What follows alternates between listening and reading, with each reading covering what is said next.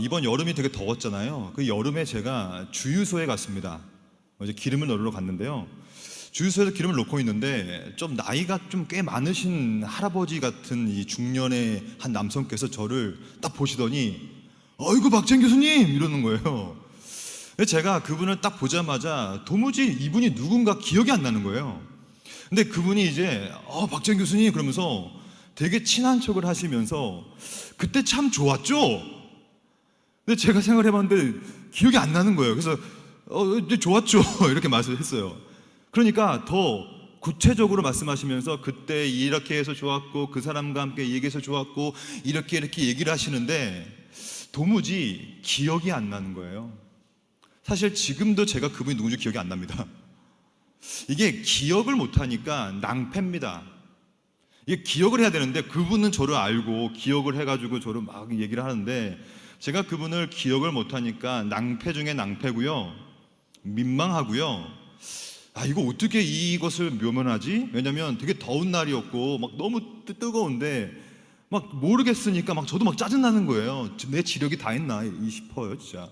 그래서 막 민망하고 낭패고 어쩔 줄 모르겠더라고요. 그래서 제가 지금도 그분께 죄송스러워요. 왜냐? 기억을 못하니까.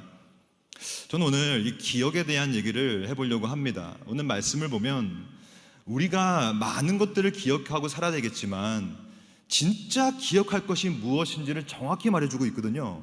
그 말은 뭐냐면 오늘 본문이 말하고 있는 세 가지의 기억의 포인트를 우리가 기억하고 있지 못한다면 우리는 아무것도 기억하고 있지 않는 거라고 생각하시면 됩니다. 맞아요. 오늘 본문이 말하고 있는 바를 기억 못하고 살거나 이 본문을 이해하지 못하고 산다는 것은 사실은 아무것도 모른 채 살고 있는 것과 똑같습니다. 하지만 반대로 우리는 연약하고 힘들고 지치고 쓰러지고 있지만 오늘 이 말씀을 알고 기억하고만 있다면 우리는 모든 것을 기억하고 있는 것이며 모든 것을 알고 있다고 봐도 무방합니다. 저는 오늘 이 기억에 대해서 함께 나눠보면서 여러분들의 죽어가고 있는 그 기억세포를 끌어올리고 그 말씀으로 그 기억세포를 박아 넣어서 평생 우리가 이 말씀을 기억한다는 것이 뭔지를 기억하고 또 기억함을 통하여 오늘도 하루를 살아내기를 소망합니다. 오늘 본문은, 출애굽기 본문은 아시다시피 십계명을 주는 본문입니다. 십계명이라는 것은 이스라엘 백성에게, 그 이스라엘 백성이 누구냐면 언약 백성이거든요. 하나님께서 그 이스라엘 백성에게 언약을 주시는 개념인데 그 언약이라는 것이 총 10가지가 있다는 것입니다. 이게 첫째, 둘째, 셋째 쭉 진행되지 않습니까?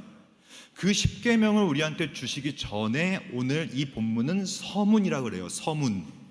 십계명을 주기 전에 미리 주는 서문의 형식으로 주는 하나의 표제라고도 부르거든요. 그러니까 오늘 이 표제와 서문을 통하여서 언약 백성으로서, 그러니까 언약 백성이 여러분과 전데 언약 백성으로서 우리가 이제 뭘 기억하고 십계명을 지키는 삶을 살 것이냐, 이 문제예요. 여러분, 교회를 다니는 것은 중요하지 않아요. 왜냐하면 교회를 다니는 것 자체가 중요한 게 아니라 내가 얼마나 교회가 뭔지를 알고 다니며 또한 설교 듣는 것 중요하지 않습니다. 오히려 설교 시간에 전달되고 있는 이 선포되는 이 말씀의 내용을 이해하는 게 더 중요하죠. 그러니까 이게 본질이라고 하는 거거든요. 이것이 바로 본질이에요. 여러분도 그렇고 저도 그렇고 우리는 언약 백성으로서, 신자로서 우리가 이제 앞으로 십계명을 지키는 삶을 살아야 될 텐데 그 전에 서문의 성격으로 무엇을 기억해야 되는가를 딱 세 가지 말하고 있습니다. 오늘 이 예배당을 떠나기 전까지 여러분들은 이 세 가지를 정확히 이해하시고 이해에 근거하여 기억하시면 우리의 삶에 풍성함이 더해질 거라고 믿습니다. 오늘 본문을 볼까요? 오늘 본문은 20장 1절과 2절 말씀인데 구문으로 분석해 보면 크게 세 가지의 구문으로 나눌 수가 있어요. 첫째는 하나님이 이 모든 말씀으로 말씀하여 이르시되가 한 섹터고요. 그 다음은 나는 너를 애굽 땅 종되었던 집에서 인도했다라는 것이 두 번째 섹터이고, 세 번째 섹터는 바로 그분이 너의 하나님 여호와니라 라는 것입니다. 그러니까 이 세 가지의 섹터는 우리가 기억해야 될 내용이고요. 그러면 기억을 하기 전에 중요한 것은 그 기억하는 대상과 내용을 이해하는 거겠죠. 하나씩 살펴보겠습니다. 첫째 기억할 건 뭐냐면 오늘 1절입니다. 제가 읽겠습니다. 하나님이 이 모든 말씀으로 말씀하여 이르시되, 이걸 꼭 기억하셔야 됩니다. 그럼 이 본문을 어떻게 해석할 수 있냐면, 하나님은 여러분과 저에게 말씀하길 원하세요. 이 말씀한다는 것을 다르게 번역하면 관계를 맺고 싶어 하세요. 여러분, 이 관계를 맺는다는 게 뭐예요? 말을 섞는다는 거거든요. 저는 지금 딸 둘이 있거든요. 큰애가 중학교 2학년이고 작은애가 초등학교 5학년이에요. 이 작은 딸은요, 토라지면 어떻게 하는 줄 아세요? 말을 안 합니다. 그래서 제가 체리나 라고 부르면 어떻게 하냐면, 걔가 늘 쓰는 말이 있는데 전문 용어인데 아마 여러분도 아실 겁니다. 제가 체리나 그러면 애가 삐지면 흥치뿌 여러분 이거 아세요? 전문 용어인데 이거 늘 하는 게 흥치뿌. 그래서 뭐라고 하냐면, 아빠 말 걸지 마, 나 지금 삐졌어, 흥치뿌.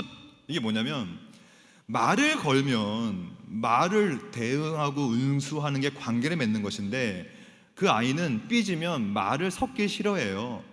자기가 뭐 삐졌다는 거예요. 그래서 관계를 맺기 싫어하는 것이죠. 하지만 하나님은 오늘도 여러분과 관계를 맺고 싶어 하세요. 그 말은 뭐냐면, 여러분들에게 언약을 베풀고 싶어 하시고, 여러분들의 오늘의 힘듦, 제가 아까 잠시 목사님과 대화를 하다가 이 청년부가 지금 3분의 1이 대학생이고 3분의 2가 직장이라고 들었어요. 직장인 여러분 얼마나 힘드십니까? 저도 어떤 기업에서 사목이 뭐냐면 그 기업 안에 있는 목사님이거든요. 제가 사목의 역할을 좀 했던 기억이 나요. 6개월 정도 제가 일을 했었는데, 직장인들 딱 옆에서 보니까 늘 이직 생각하고, 그리고 여러분 직장 안에 빌런이 얼마나 많아요. 그 빌런들이 계속 세가지고 나를 힘들게 하지 않습니까?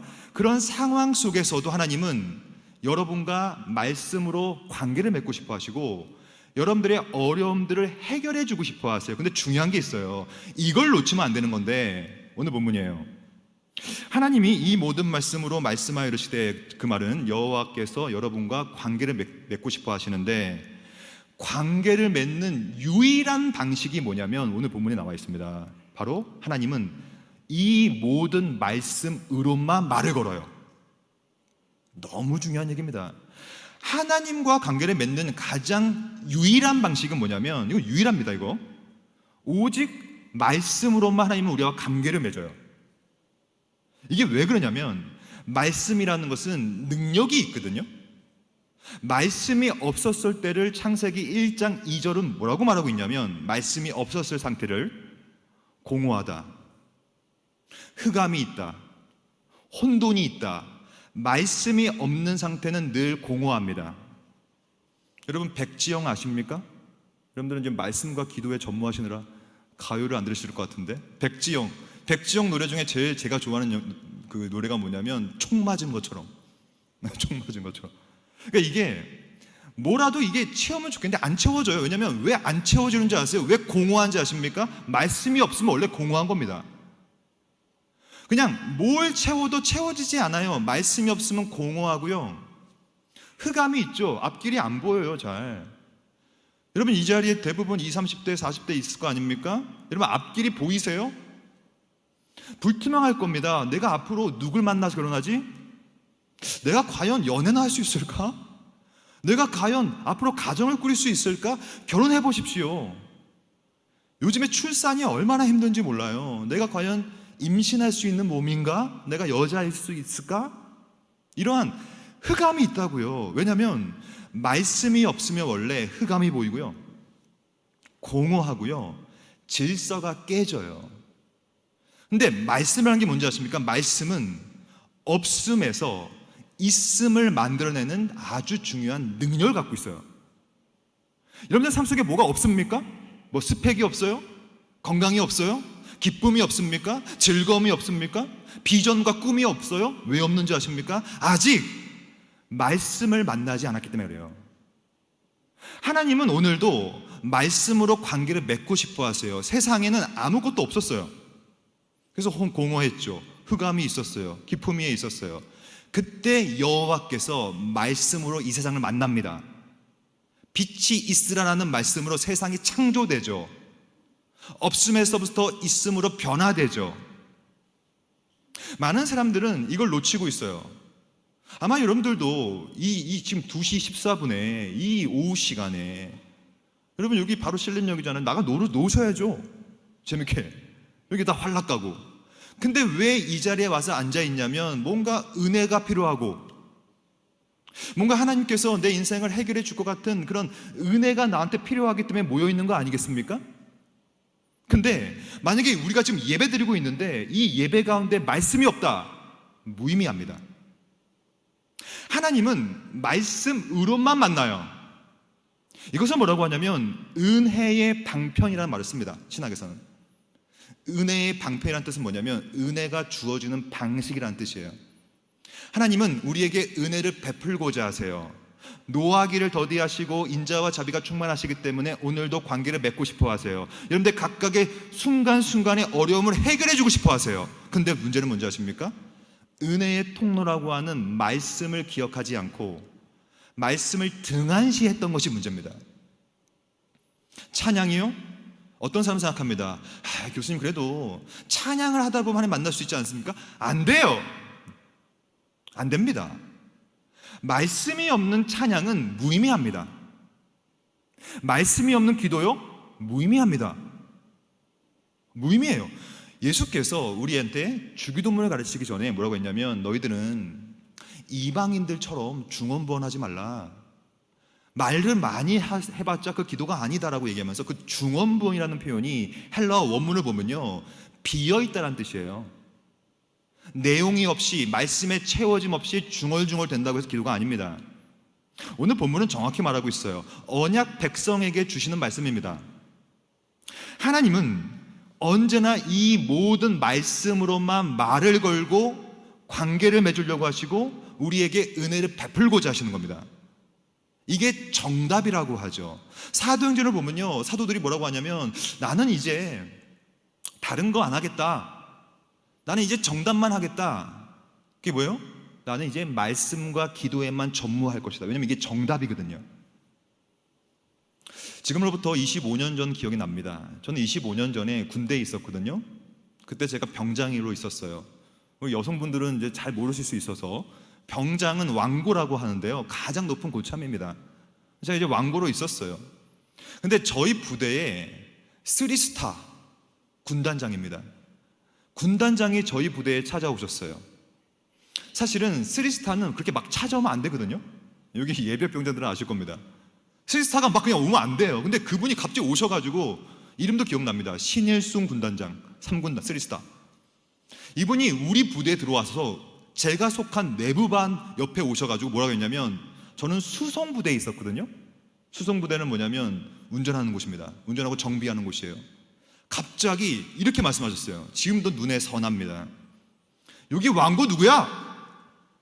제가 병장 박재은 하고 딱 갔어요. 그래서 딱 뭐라고 하셨냐면 야 여기 수송대지? 저기 정비창 한번 열어봐. 왜냐면 수송대는 정비창이 있고 수송창이 있거든요. 정비창은 정비를 하는 곳입니다. 근데 안타깝게도 그 정비창을 담당했던 제 후임이 휴가 중에 있었어요. 그러니까 저는 그 정비창을 어떻게 열지 기억이 안 나는 거예요. 그래서 제가 행정반에 갔어요. 가가지고 열쇠를 갖고 왔어요. 근데 열쇠가 지금도 기억하는데요. 여러분 열쇠 꾸러미 보면 열쇠가 한 20개 달린 거 아시죠? 20개가 달려있는 근데 거기에 정비창이라고 적혀있지 않고 1, 2, 3, 4, 5, 6, 7, 8, 9, 10 번호만 적혀있었어요. 그래서 제가 순간적으로 이거 어떻게 하지? 이거 몇 번이지? 그래서 중간부터 열면 좀 안 될 것 같아서 1번부터 열기 시작했어요. 1번 넣습니다. 안 열려요. 그래서 당황스러웠어요. 2번 빨리 열자. 2번 안 열려요. 3번 안 열려요. 그때 뒤에서 군장님이 욕을 하셨어요. 이 새끼 봐라. 장난하냐? 제가 그때 너무 당황해서 막 지금도 기억나. 막 떨면서 4번 안 열려요. 20개의 열쇠가 있었는데요. 다 똑같이 생겼어요. 안 열려. 네, 여러분 몇 번에서 열렸을까요? 이거 끔찍합니다. 이거 진짜 제가 지금 이거 트라우마예요. 저 솔직히 말해서 12번에서 열렸습니다. 12번에서 12번까지 갔고 12번에서 딱 꼽아서 열었는데 찰칵 하고 열리는 거예요. 여러분, 열쇠라는 것은 정답이 있습니다. 20개의 열쇠가 있어도 다 유사 열쇠일 뿐이에요. 안 열려요. 죽었다 깨어나도 안 열려요. 저는 그래도 아무리 돌리면 열릴 줄 알았는데 안 열립니다. 12번을 넣어야만 열리더라고요. 마찬가지입니다. 하나님을 만나는 방식은 정답밖에 없어요, 여러분. 그 외가 안 된다고요. 다 유사 열쇠라고요. 열리는 건 느껴지죠? 안 열린다니까요. 하나님은 오늘도 말씀으로만 우리를 만나요. 그 말씀은 어떤 말씀이냐면 기록된 말씀이라고 불러요. 우리는 지금 이 기록된 말씀이라고 하는 66권 정경을 갖고 있습니다. 물론 66권 정경이 아직 자기 나라 말로 번역이 안 된 민족들이라면 그 외의 방식으로도 만날 수 있어요. 하나님은. 저는 그걸 경험했습니다. 저는 5년 6년 전에 아프리카에 갔는데요, 우간다에. 아주 소수 민족이었어요. 당크 부족이었어요. 그 당크 부족은 기껏해야 자기 나라 말로 시편과 요한복음 밖에 번역이 되지 않았어요. 그러니까 그 당크 부족 사람들이 봤을 때 기록된 계시가 두 가지밖에 없는 거예요. 요한복음과 시편. 그 민족을 담당하는 선교사께서 이렇게 저한테 말씀하셨어요. 교수님, 이곳에 오시면요 아마 놀라실 겁니다. 왜요? 여기는 지금 성경 번역이 다 안 돼 있어가지고 하나님께서 놀라운 방식으로 말씀하십니다. 막 기적이 벌어진대요. 막 신유가 벌어지고요, 막 난리가 난다는 거예요. 왜냐? 하나님은 지금도 말씀하고자 하시는데 기록된 계시로 말씀하실 텐데 기록된 계시가 아직 없는 곳에서는 놀라운 방식으로도 말씀하세요. 하지만 지금은 그렇지 않습니다. 한국은 그렇지 않습니다. 우리는 지금 정답을 갖고 있어요. 오늘 본문은 말하고 있어요. 하나님께서 이 모든 말씀으로 말씀하여 이르시되, 이 말씀 중심, 오직 말씀 외에는 이런 유가 나갈 수 없느니라. 이것이 기독교라는 겁니다. 그렇지 않으면 유사 기독교예요. 말씀 외의 것으로 하나님 만나고, 말씀 외의 것으로 하나님과 교제하고, 말씀 외의 것으로 은혜를 받으려고 하는 것, 여러분 기억하십시오. 결국에는 말씀밖에 없는 겁니다, 여러분. 제가 이렇게까지 강조하지만 아마 여러분들은 또 말씀을 소홀히 하게 될 거예요. 이것이 우리의 죄입니다. 이제 여러분들 할 건 뭔지 아십니까? 말씀에 내 전인을 집어 던져 놔야 돼요, 여러분. 그게 만약에 내가 말씀을 통하여서 내가 하나님을 만나고자 했는데 못 만났다, 찾아오세요. 저를. 멀지도 않아요. 저 여기 사당 캠퍼스에 있습니다. 종신대학교. 멀지도 않아요. 제가 AS 해드릴게요. 왜 그러냐면 성경을 읽어보십시오. 성경을 계시라고 하거든요. 하나님께서 자기 자신을 드러냈다는 뜻이에요. 그래서 하나님께서 우리와 관계를 맺는다는 뜻이겠죠. 성경의 역사를 쭉 읽어보십시오. 하나님은 언제나 말씀으로, 말씀의 부르심으로, 기록된 계시로, 기록이 되어 있지 않으면 이상과 환상으로, 그게 다 하나님의 말씀인데, 그렇게 우리와 관계를 맺기 때문에 첫째, 꼭 기억하십시오. 제가 지금 언제 다시 올지 모르니까 이걸 꼭 말씀드리고 가야 되겠어요. 하나님과 만나고 싶으시면, 하나님께 도움을 받고 싶으시면, 하나님께 은혜를 체험하고 싶으시면, 하나님과 관계를 맺고 싶으시면 오늘 말씀처럼 하나님은 이 모든 말씀으로만 말씀하신 사실을 꼭 기억하시기 바라요. 두 번째, 근데 인간은요 이걸 뻔히 알고 있었어요. 최초의 인간이라고 하는 아담과 하와조차도 이걸 알고 있었어요. 그래서 뭐라고 했냐면 하나님께서 아담과 하와야, 너 에덴 동산에서 다 먹어도 되는데 선악과는 먹으면 안 된다 라고 말씀으로 관계를 맺어요. 이걸 선악과 언약이라 불러요. 너 선악과 먹으면 안 돼 라고 말씀을 줍니다. 오늘도 마찬가지죠. 오늘도 이 설교를 통하여, 예배를 통하여, 소그룹을 통하여, 아까 보니까 끝나면 뭐 여러 가지만 하시던데, 그런 다양한 프로그램을 통하여 하나님의 말씀을 들을 수 있어요. 근데 문제는 뭐냐면 최초의 인간이라고 하는 아담과 하와가 그랬던 것처럼 우리도 뻔히 그 말씀을 알고 있음에도 불구하고 불순종하는 것이 우리입니다. 창세기 3장은 과거에 머물지 않죠. 창세기 3장은 현재형입니다. 지금도 아담과 하와의 후에는 우리는 뻔하게 하나님의 말씀을 알고 있음에도 불구하고 그렇게 행하지 않죠. 그 말씀에 대한 불순종 때문에 무엇이 들어오게 되냐면 오늘 말씀입니다. 2절 말씀입니다. 2절 상반절을 제가 읽겠습니다. 나는 너를 애굽 땅 종 되었던 집, 이것을 끊어볼게요. 말씀에 대한 순종을 하지 않으면 이제 우리가 어떻게 되냐면 종이 됩니다. 즉 애굽 땅에 빠지고 종이 되는 상태 속에 살아간다는 얘기예요. 종은 뭐예요? 종은 고상한 번역이죠. 원래 종이라는 것은 원래 노예입니다. 노예. 여러분, 노예에 대해서 연구해 보셨습니까?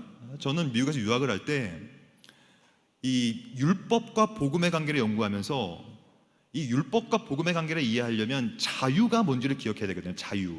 자유에 대한 개념을 연구하다 보니까 자유가 빼앗긴 사람, 노예에 대해서도 좀 관심이 커졌어요. 그래서 미국에서 제가 유학을 했기 때문에 미국의 그 노예선이라든지 흑인 노예 역사 같은 걸 연구를 해봤는데요. 여러분, 끔찍합니다. 여러분, 흑인 노예들 한번 생각해 보세요. 끔찍해요. 그 당시에 미국 사람들은 다 크리스찬들이었습니다. 다 예수 믿는 사람들이었어요. 근데 흑인 노예를 잡아가다 이걸 어떻게 했냐면 헌팅한 거예요. 그냥 짐승과도 못하게 취급하고 흑인들을 헌팅해가지고 노예선에다가 잡아가지고, 여러분, 노예선이라는 것은 지금도 많은 미국 역사가들이 일부러 의도적으로 노예선의 구조와 내용을 감추고 있는 거예요. 왜냐하면 너무 끔찍스러워요. 노예선의 역사를 한번 살펴보세요. 흑인 노예는요, 대서양을 건너오는데요, 한 40일 걸린대요. 노예선은 지하 3층까지 있는데요, 그냥 헌팅해가지고, 그냥 사냥해가지고 흑인 사람들을 3층에 그냥 집어 넣어버려요. 그 다음에 40일 동안 밥도 안 주고 그냥 놔둬. 그냥 자유가 없죠. 자유 뺏겼죠. 모든 위생관념 다 없어지죠. 거기서 똥오줌 다 싸죠. 세균 득실득실 되죠. 왜 그렇게 한 줄 아십니까? 그래도 건강한 놈은 살아남을 거다. 그렇게 끔찍하게 노예를 무역했던 것이 미국의 역사였어요. 흑역사죠. 종되었던 너, 말씀을 지키지 않는 순간 우리는 종이 됩니다. 이건 대단히 중요한 개념인데요, 우리는 말씀을 어기면 자유롭게 될 수 있다고 생각해요.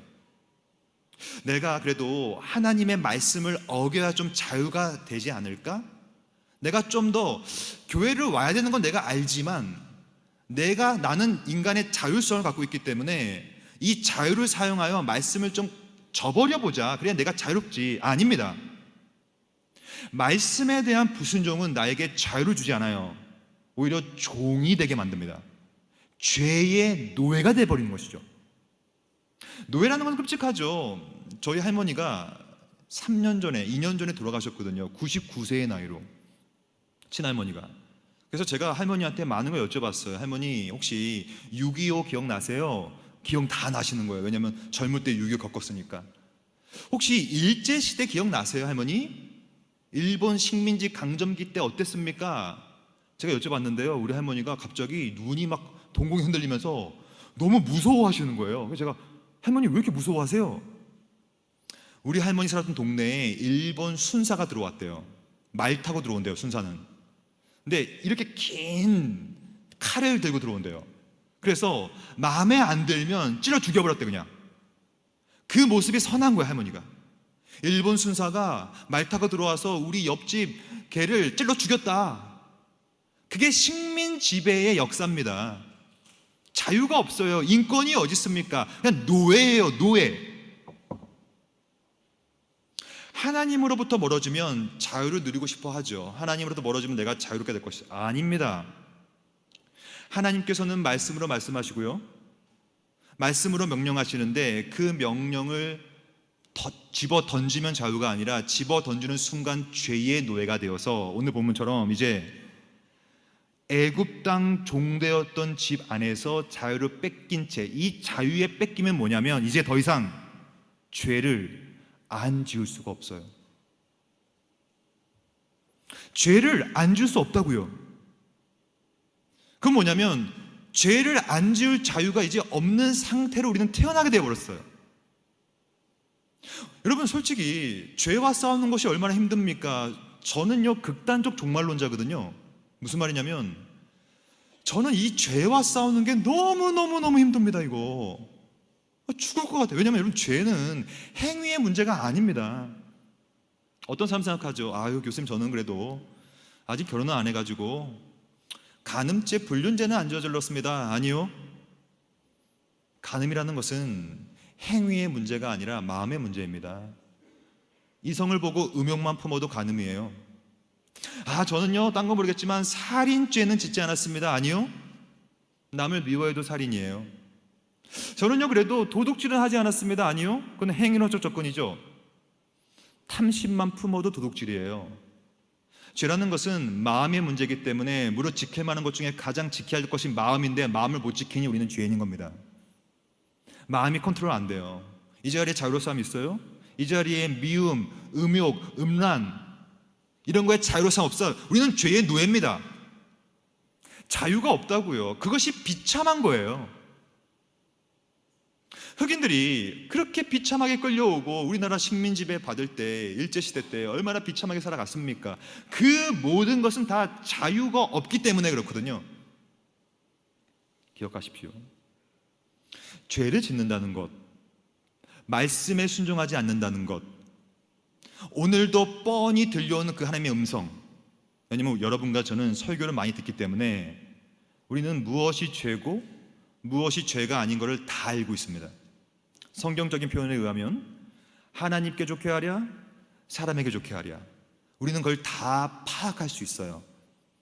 오늘도 선악과를 먹으면 안 된다는 사실을 알고 있고요, 오늘도 간음과 살인과 탐심을 품으면 안 된다는 사실을 다 알고 있어요. 근데 우리는 죄를 안 지을 자유가 없습니다. 죄를 지을 수밖에 없습니다. 그것이 우리예요. 이 죄, 죄성, 이 죄의 끔찍함, 죄 때문에 빼앗겨버린 이 자유를 더 깊게 이해할 수 있어야 돼요. 왜냐하면 아마 여러분들이 이런 생각이 들 거예요. 아 저분은 왜 오셔서 자꾸 죄 얘기하나, 불편하다. 왜 제가 죄 얘기를 하고 있는 줄 아십니까? 로마서의 구조입니다. 죄가 더한 곳에만 은혜가 더한 거거든요. 새벽도 마찬가지죠. 여러분 새벽이 왜 옵니까? 어둠이 깊어지면 드디어 새벽이 동이 트는 거거든요. 마찬가지입니다. 오늘도 내가 얼마나 비참한 죄인이었고, 내가 얼마나 애굽 땅 종되었던 집에서 그렇게 벽돌 굽고 벽돌 제대로 못 구우면 채찍질 맞을 수밖에 없는 그 노예, 죄를 지을 수밖에 없는 상태, 그 자유가 빼앗긴 상태였던 사실을 더 깊게 이해하면 할수록 거기서부터 피어오는 게 뭐냐면 바로 은혜라는 거예요. 은혜. 죄가 더한 곳에는 은혜가 더하게 되는 거거든요. 그것이 바로 이 본문의 구조예요. 다시 볼까요? 1절. 하나님은 언제나 말씀으로만, 이게 정답이에요. 이게 키예요. 이걸로 돌려야만 합니다. 그래서 말씀으로 오늘도 말씀하시고 언약 베푸시고 계속 계명을 주시지만 문제는 여러분과 저는 오늘도 그냥 비참하게 노예 상태에 빠져서 죄를 져버립니다. 근데 오늘 본문은 이렇게 말하죠. 2절. 나는 너를 애굽 땅 종 되었던 집에서, 이제 세 번째 섹터입니다. 너 같은 노예들을, 비참한 그 죄의 노예 상태에 빠졌던 너희들을 이제 내가 인도하여 냈다. 이것을 구원이라 부르고요, 이것을 속량이라 부르고요, 해방이라 부릅니다. 그래서 원래 그리스도가 하신 일을 속량이라 불러요. 속량. 그 내용이 뭐냐면 죄로부터의 노예 상태에서 자유롭게 만든, 해방시켰다는 것입니다. 이것을 출애굽이라고 부르지 않습니까? 나는 너를 이제 애굽이라고 하는 죄의 노예와 비참한 상태에 있던 너를, 내가 너를 인도하여 낸 내가 너의 하나님 여호와니라. 세 번째의 기억의 포인트입니다. 세 번째의 기억의 포인트는 바로 내 하나님이 누구시냐면 바로 하나님 여호와라는 사실. 이걸 좀 설명드려 볼게요. 이 한글 성경에서는 하나님 여호와라고 나와 있지만 히브리어 원문을 보면 이 하나님은 엘로힘이라고 표현되어 있습니다. 이 엘로힘이 뭘까요? 엘로힘은 그냥 고대 금동 사람들이, 이스라엘 백성도 포함되죠, 정말로 능력이 있고 절대적인 존재를 바라봤을 때 했던 명칭이 뭐냐면 저분은 엘이시다, 엘. 근데 훨씬 더 능력이 강한 분을 볼 때는 그 복수형을 사용하는 거예요. 복수형이 뭐냐면 엘로힘입니다.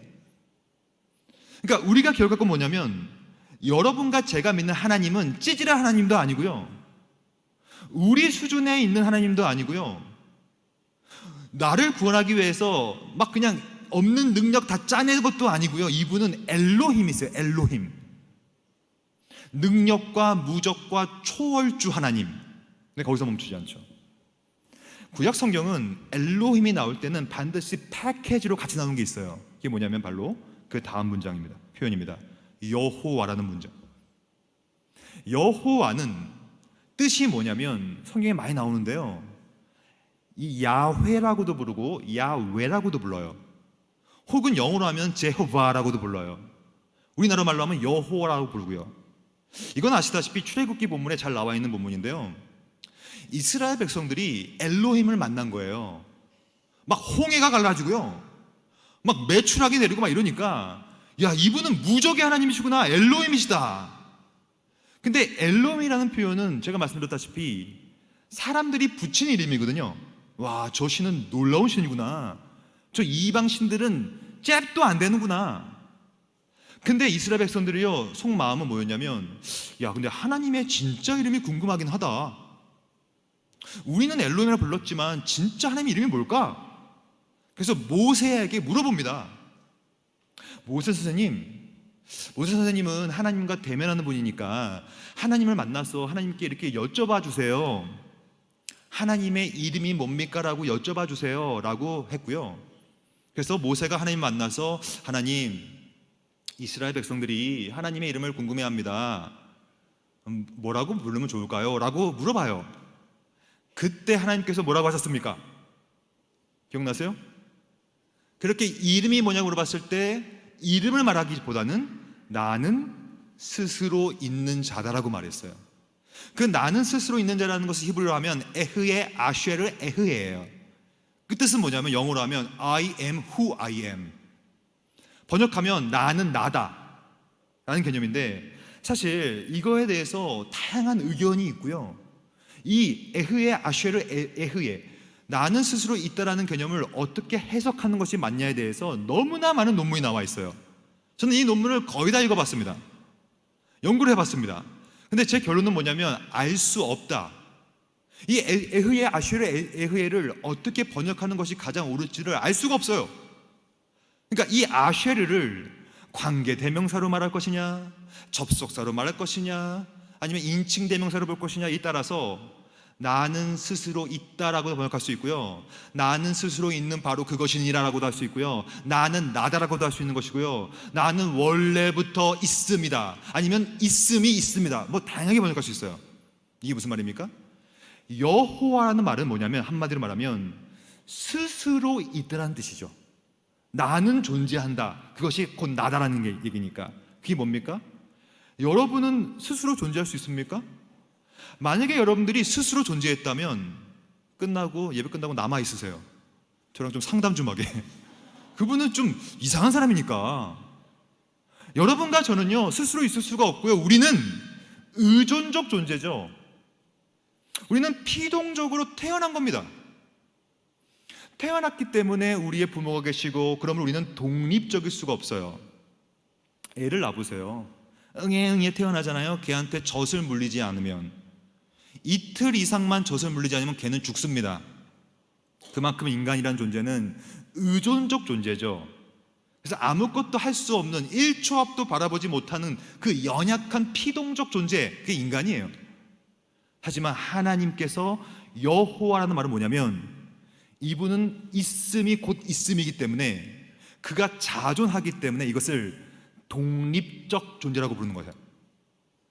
어떤 것도 의존하지 않으시고 그 어떤 것에 대해서 필요로 하지 않으시며, 그것을 뭐라고 하냐면 신학에서는 바로 무한주시다.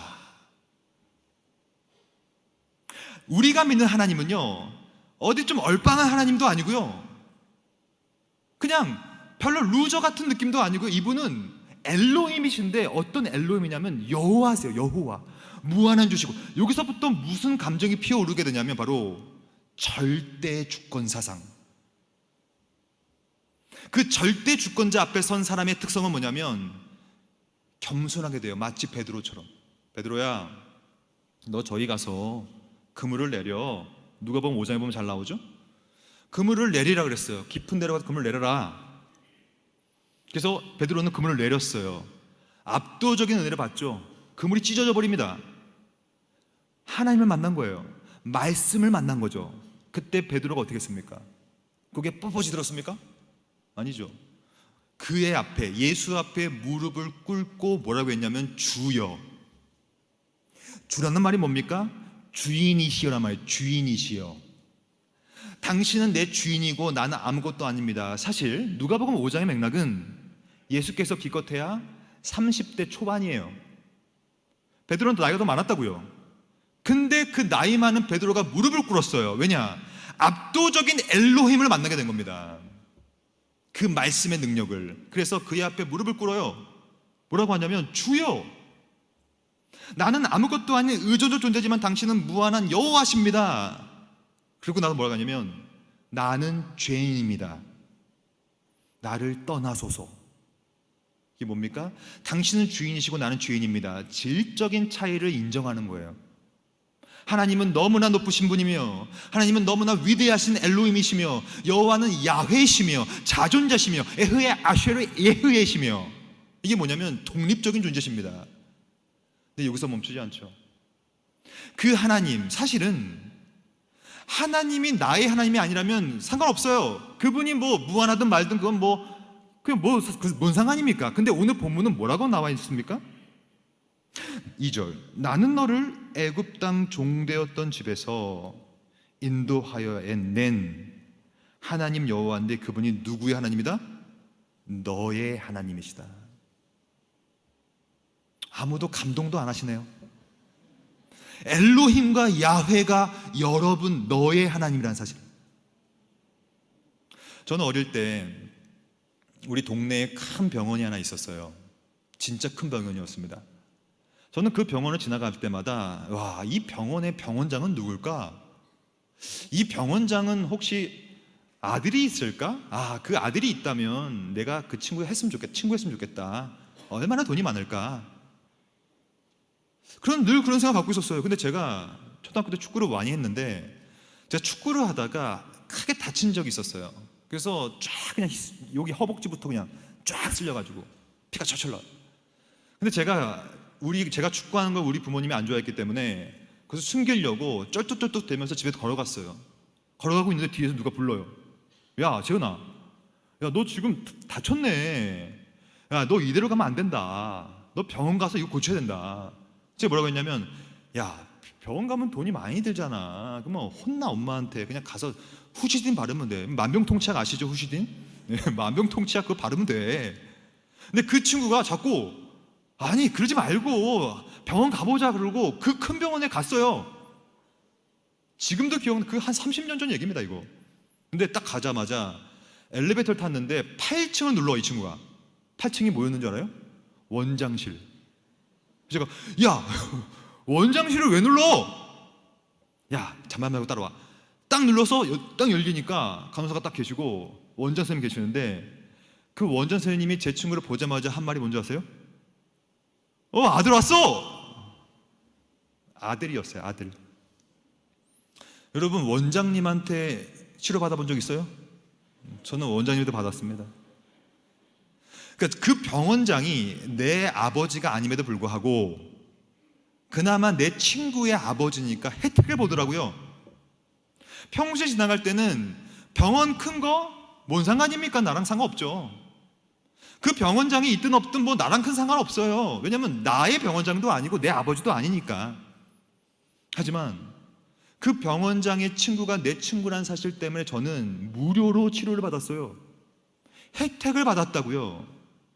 하물며 그 병원장의 아들의 친구로 둔 제가 혜택을 받는데 우리의 아버지는 누구냐면 여호와 하나님이세요. 창조주시고요, 무한주시고요, 이분은 초월주시고 모든 것을 창조하신 압도적인 무한한 야훼란 말이에요. 그분이 누구냐면 여러분의 하나님이시고 우리의 하나님이시며 곧 우리의 아버지시다. 그러므로 이것을 가리켜서 신앙이라 불러요. 신앙. 여호와 하나님을 아버지로 둔 사람의 신앙을 가진 사람은 이제 함부로 불평해서는 안 돼요, 여러분. 저는 총신대학교 학부 대학에 있기 때문에 정말로 많은 대학생을 만나요. 많이 절 찾아와서 상담을 받으려고 하니까 저도 상담을 많이 하려고 하고, 여기도 대학생들이 많을 텐데요. 요즘 대학생들 제가 진짜 존경을 표합니다. 요즘 대학생들 너무나 힘들어요. 왜 힘드냐면 가정이 너무 깨져 있으니까. 총신대는요 다 세례교인들만 받아요. 목사, 장로, 집사님 아들, 딸들이에요, 전부 다. 근데 그렇게 신앙생활 잘하는 친구들도 힘들어서 손에 손을 긋습니다.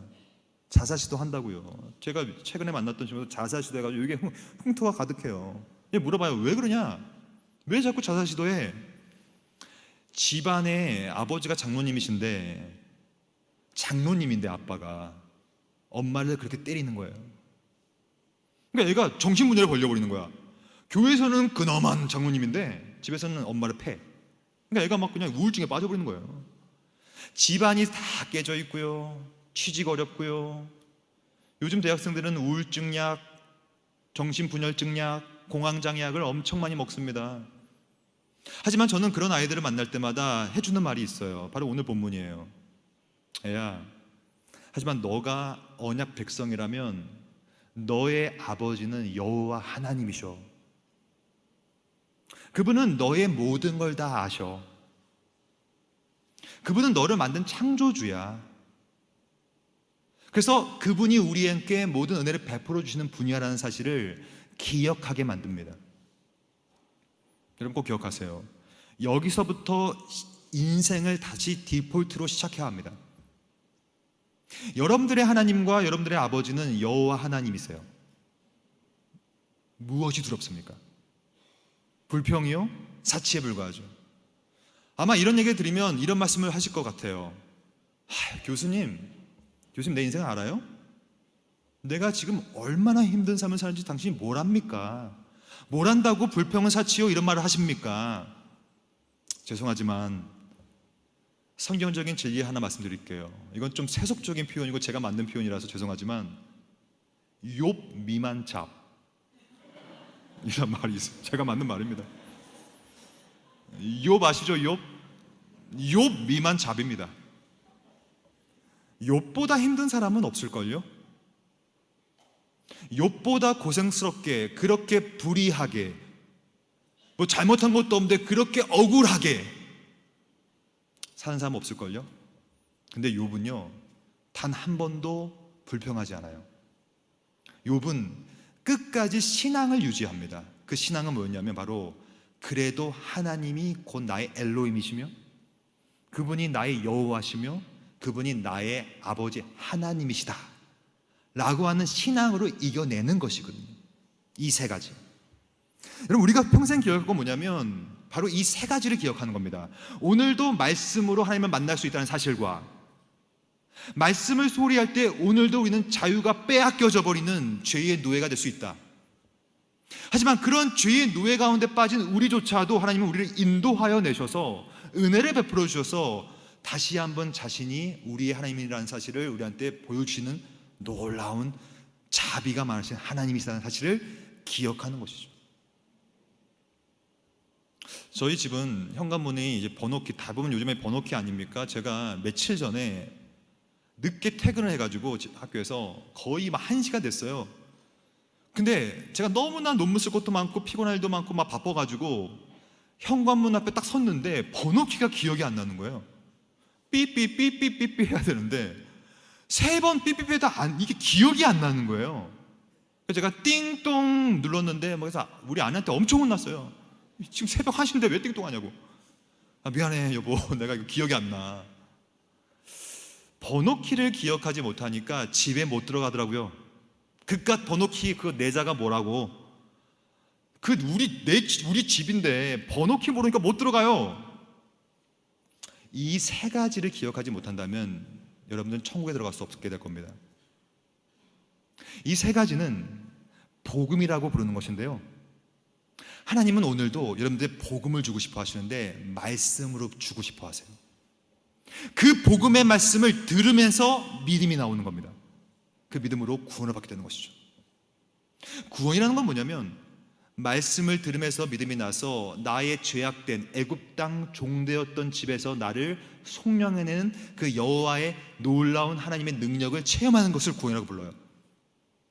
그래서 그 구원받은 사람들은 오늘도 나를 죄로부터 구원하신 그 은혜, 그 구원의 감격과 은혜를 절대화시킴을 통하여, 중요한 얘기입니다, 구원과 은혜를 절대화시키면 나머지는 싹 다 상대화돼요. 그래서 어떻게 되냐면 그럴 수 있지라고 됩니다. 근데 만약에 구원과 은혜의 감격이 절대화되지 않고 상대화되는 순간 여러분들 앞에 닥친 그 문제가 절대화되는 게 문제죠. 그래서 나오는 건 뭐냐면 불평, 불만, 여호와 하나님은 간대없고 안드로메다로 던져버립니다. 내 앞에 있는 그거 산적한 거, 심지어 기도 막 하면서 응답이 안 되면 하나님 버려버리죠. 그것을 불신앙, 죄인, 아직 구원받지 못한 상태라고 부르는 것입니다. 말씀을 정리합니다. 오늘 출애굽기 본문은 언약 백성들에게 너희는 이제 이렇게 살아라 라는 하나하나의 10계명의 계명을 주기 전에 서문의 형태로 주어진 말씀이에요. 그러니까 우리가 이 세 가지를 기억한다는 것은 곧 우리가 언약 백성으로 어떻게 사느냐의 시작 지점이에요. 이 세 가지를 기억할 때만이 이제 1계명, 뭡니까? 너는 나 외에는 다른 신을 내게 두지 말라가 드디어 우리 가운데 성취되게 되는 겁니다. 왜냐하면 내 하나님은 여호와 엘로힘, 여호와 하나님이시기 때문에 너는 이제 그것을 기억하는 사람이라면 너 외에 다른 신, 나 외에 다른 신 섬기면 안 된다. 4절, 우상 만들지 말라. 너의 하나님을 믿어라. 5절, 그것들 절하지 말라. 이러면서 1에서 4계명까지 끊임없이 여호와를 사랑하라는 명령을 주게 되는 겁니다. 이것은 오늘 서문을 기억하지 못한다면 할 수 없는 일이에요. 내가 구원받은 사실을 기억하고 내가 오늘도 하나님의 은혜가 너무 크다는 걸 기억하면 이제 그 나에게 구원을 주신 그 하나님의 형상이 깃들어져 있는 그 내 이웃, 내 소그룹의 내 팀원, 내 조원, 내 옆사람, 이 드디어 눈에 들어오게 돼요. 그래서 5에서 10계명이라고 하는 이웃을 사랑하는 계명이 드디어 우리 삶 속에서 성취되게 되는 것입니다. 이 10계명의 내용은 오늘 서문을 통과하지 않으면 할 수 없는 내용이죠. 간곡히 부탁드립니다. 청년들이요, 무엇을 기억하시겠습니까? 저는 요즘에 중학교 2학년 딸이랑 첫째 딸이랑 너무나 많이 싸우거든요. 왜냐면 걔가 하루 종일 하는 게 뭔지 아십니까? 아이돌 노래 가사 외우고 있어요. 눈 뜨면 그것만 외우고 있어. 물론 외울 수 있어요. 근데 우리가 꼭 외워야 될 것을 먼저 외우고 기억할 걸 먼저 기억하고 그 다음에도 늦지 않거든요. 기억하십시오. 세 가지 말씀드리고 마칩니다. 하나님은 오늘도 여러분과 관계를 맺고 싶어 하시며 언약을 주고 싶어 하시며 여러분들의 문제를 해결해 주고 싶어 하세요. 그것은 오로지 말씀으로만 된다. 두 번째, 그 말씀을 소홀히 할 경우에는 우리는 또 죄를 빼앗기고 죄의 노예가 되어서 자유를 빼앗겨버리고 이제 우리는 죄의 상태에 빠져서 허덕이고 말 것입니다. 하지만 그럼에도 불구하고 은혜 베풀어 주셔서 하나님을 나의 아버지로 우리한테 귀한 언약을 주신 하나님을 기억한다면 오늘 내 삶의 불평불만 사라지고 드디어 하나님의 이름을 부르는 우리가 될 줄 믿습니다. 이 세 가지 꼭 기억하시면서 평생 이 기억의 내용을 곱씹는 저와 되기를 소망합니다. 기도하겠습니다. 하나님 감사합니다. 하나님은 우리에게 언약의 말씀을 주셨습니다. 10계명입니다. 10계명을 지키려면 먼저 전제 조건이 있습니다. 그것은 바로 오늘 우리가 다뤘던 10계명 서문입니다. 이 자리에 모인 모든 청년들 꼭 그 말씀을 기억하게 하시고 말씀을 통하여 만나시는 그 하나님의 말씀을 꼭 기억하게 하시고 그래 오늘도 죄의 노예가 되어서 자유를 빼앗기는 삶을 사는 것이 아니라 비참한 삶을 사는 것이 아니라 하나님이 주시는 그 진리가 주는 자유함 가운데서 우리의 하나님 여호와 하나님을 나의 하나님, 나의 아버지로 섬기는 우리 모든 청년될 수 있도록 인도하여 주시옵소서. 이 모든 말씀 우리에게 귀중한 기억의 포인트를 주신 예수 그리스도 이름으로 기도드립니다.